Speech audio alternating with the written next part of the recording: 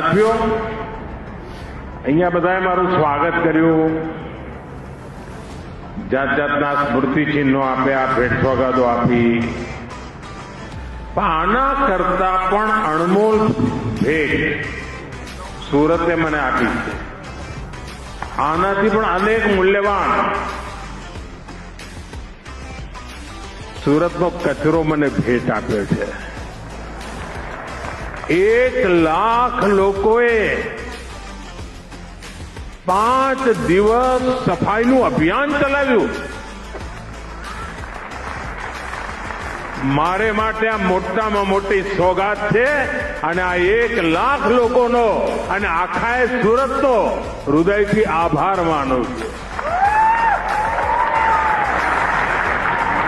ભૂપેન્દ્રજી કેવો પ્રધાનમંત્રી છે, સ્વાગતમાં કચરો મળે એનો ગૌરવ કરી રહ્યો છે. કારણ મારે સ્વચ્છતા એને સંસ્કાર બનાવવાના છે. 1 લાખ લોકોનું જોડાવું એટલે સુરતના 1 લાખ પરિવારોનું જોડાવું. અને આ માત્ર સ્વચ્છતાનું અભિયાન નથી, આ એક પ્રકારે સ્વસ્થ ભવિષ્ય માટેનું સંસ્કાર પર્વ છે.